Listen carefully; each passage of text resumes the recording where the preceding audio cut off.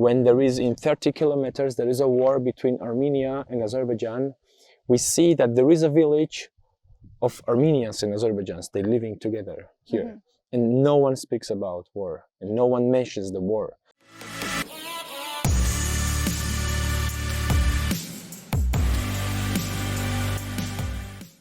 There's something that stands out for me when I read about One Caucasus is the words interdisciplinarity, co-creation comes up frequently. And that strikes me because I'm a bioethicist, and those are two terms that usually come in the way we do bioethics. Interdisciplinarity is super important, co-creation as well. So I want to talk about maybe the organization context and challenge regarding those two aspects. So can you tell us more about the aspect of first interdisciplinarity in One Caucasus? What's the importance of it, and how do you make it happen here?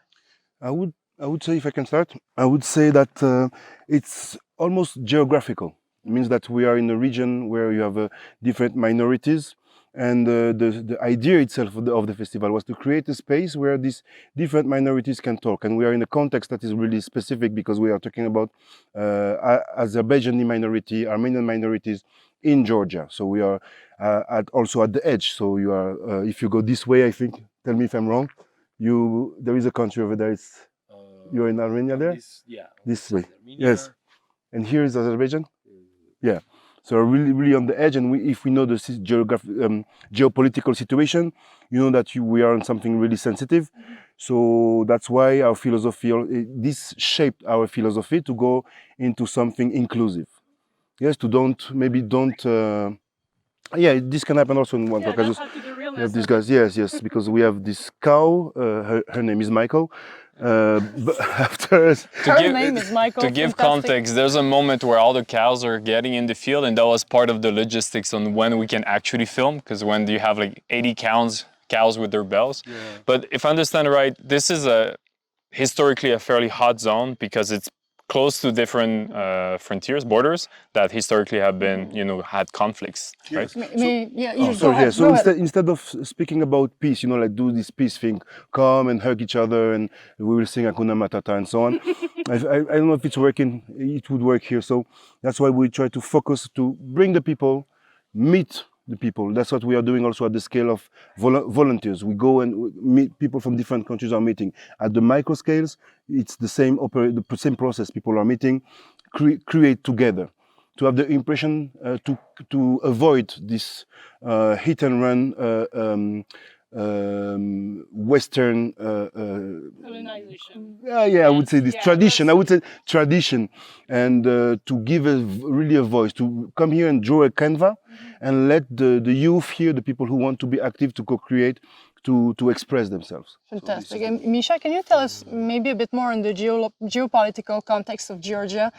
Myself, when I came here, I didn't know there was Azerbaijani and Armenian village within Georgia. I knew about the border, and there was tension in between Azerbaijan and Armenian, but it seems it's much more complex than I thought. So maybe we can give us some context of what we're getting into in One Caucasus when we're working in all those villages that are either Azerbaijani, Armenian, or Georgian. What's happening exactly concretely? Can you give us just a bit of context socially?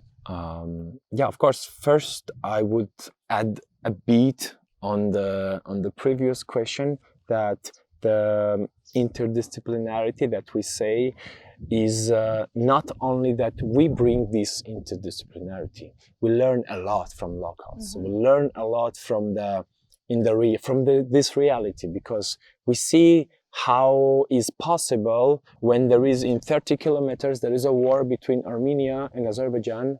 We see that there is a village of Armenians and Azerbaijanis, they're living together here. And no one speaks about war, and no one mentions the war. And we learn that it's possible. It's possible to make this peace here. And answering the question about the geopolitical stuff, this area was always under the question, whose land is this? Like, is it Armenia's? Was it Armenian? Was it Azerbaijan? Was it Georgia? Like it was always under the question, but we are in Georgia, and we are sure that we are in Georgia. But there are a lot of Armenians, there are a lot of Azerbaijans, and they are sure that then they are in their own home. this is their own home, and this is Georgia. And no one even speaks, and no one makes a questions that where am I? I am at my home. And doesn't matter, I am Armenian, I am Azerbaijani, I am Greek, or I am Georgian. I am at my home. So this is the home that we live, and this is our common home.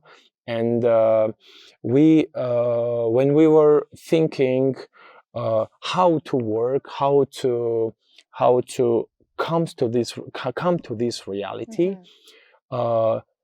always we were coming from these people, from the culture of these people, because this culture, I think, is one of the main thing, the brilliant that we have here.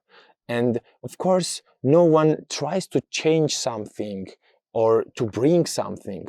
I think, and I'm sure that we can take more and more from these people, from this culture, from these traditions, these common traditions. Because as Armenian, I can say we have a lot of mixed traditions with Azerbaijanis and with Georgians. So what you want to do is focus on the common ground you have rather than focusing on the difference that can divide people. Of course, this is the richness that we have. This is that we don't ask, never hear about what is your nationality. If you are local, you will never ask about nationality. You will ask from which village are you, or from which city, or from which town, for example. We never ask about nationality because it doesn't matter who are you. So this is the spirit here, even on this field, on One Caucasus Festival. This is the spirit. It doesn't matter color, nationality, religion, like a lot of things that can divide people. So we don't divide, we multiply, these people.